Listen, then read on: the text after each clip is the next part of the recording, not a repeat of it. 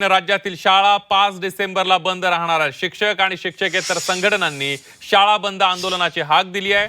TET निर्णयावरील पुनर्विचार याचिका तातडीने दाखल करावी, तसंच शिक्षकेतर कर्मचाऱ्यांची पदभरतीसह अनेक प्रलंबित मागण्यांसाठी शिक्षक आणि शिक्षकेतर संघटना जिल्हाधिकारी कार्यालयावर मोर्चा काढणार आहेत। या शाळा बंद आंदोलनात शिक्षक आणि शिक्षकेतर कर्मचारी मोठ्या प्रमाणावर सहभागी होतील अशी अपेक्षा संघटनांकडून व्यक्त करण्यात आलेली आहे।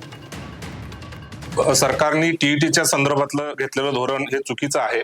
टीईटीच्या संदर्भात पुनर्विचार अवलोकन याचिका दाखल केली पाहिजे आणि कायद्यानुसार जिथून टीईटी आम्हाला अपेक्षित आहे 13 पासून ती आम्ही नाकारत नाही, परंतु पूर्वलक्षी प्रभावाने सर्व शिक्षकांना टीईटी बंधनकारक करणं हे अतिशय अन्यायकारक आणि चुकीचं आहे।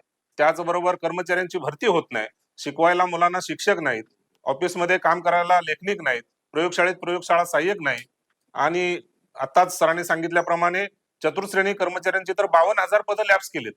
म्हणजे हे काका मामा मावशी म्हणणारा घटकच शाळेत नसेल तर या मुलांना विश्वास देणार तिथं कोण असणार आहे?